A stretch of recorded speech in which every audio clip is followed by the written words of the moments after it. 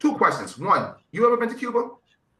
I went to Cuba once when I was almost 15 years old, and it was an interesting experience. Like, very bittersweet. Very Yeah. bittersweet, but it's weird because I wasn't born there, but I feel so connected to Yeah. there. And I felt very connected when I was there.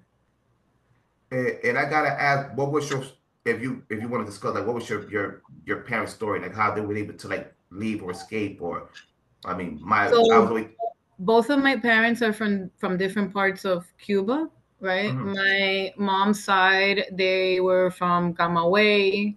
I think they also had a house in Havana. My mother's side was very wealthy, from what I've heard, right? That they had tobacco fields and they had like over 500 cattle. So they were very wealthy, and I guess right before Mariel was when they were starting to, and some of this I just learned recently because, as you may know, our families do not talk about any of the Cuban trauma.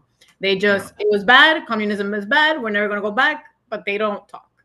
yeah, So I did learn recently. My grandfather was not a political prisoner, but they would go and just do like arbitrary detentions, I mhm. guess, to try to scare you. And they left, and they left everything behind. And then they came on the Mario boat lift, and then my father's family, they are from Cardenas, which is also where Elian Gonzalez is from. And I have a little story from when I went to Cuba about that. And Oh, do tell. and they were just a regular family. My grandfather was a musician. He actually played with Celia Cruz once in a backyard here before she blew up, which was interesting.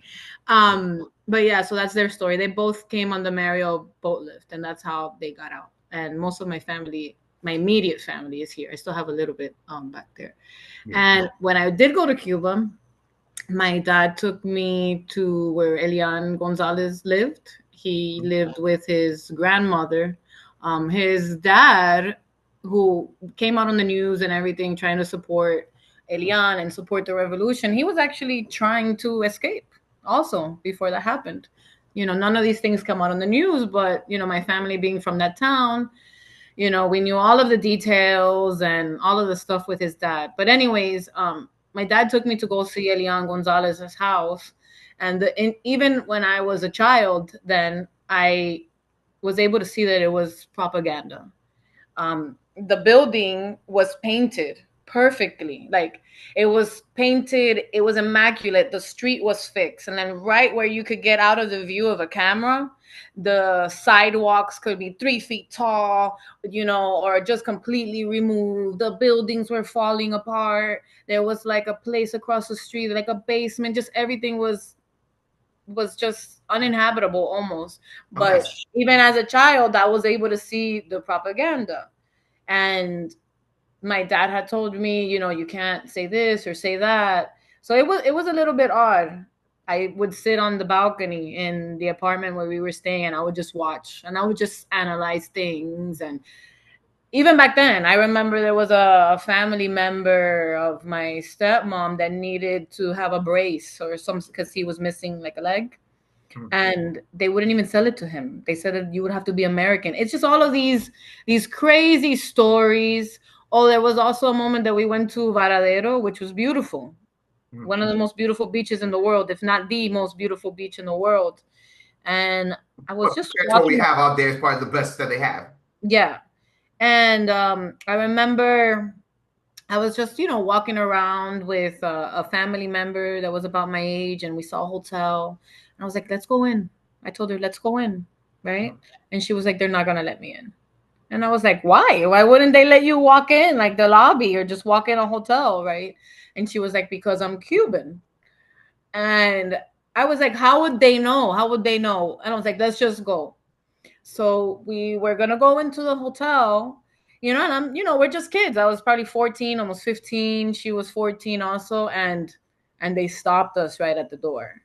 And they Wow. literally said, you can go in, but she cannot. And I was just like, I'm a kid, and I'm learning all these things. And I was like, what? So, anyways, funny enough, we went through the back of the hotel. We climbed a tree. They had like a big muro there. And when Yeah. we get up the tree, there was a whole bunch of other kids. And we sat there quietly watching the hotel show with a whole bunch of kids. And it was a bittersweet experience. But yeah, that was that. It's crazy that you're not the first or second person. You're probably like the first person that was able to tell us the tape deck. But I've met a lot of Cubans that go to Cuba, and it's just a trip that them being American going to Cuba, they get more privilege than the actual Cubans that live within that island. So they could go certain places, they could be in certain places, and there'll be no harassment whatsoever. Meanwhile, The like our shitty cousin and aunt, lobster.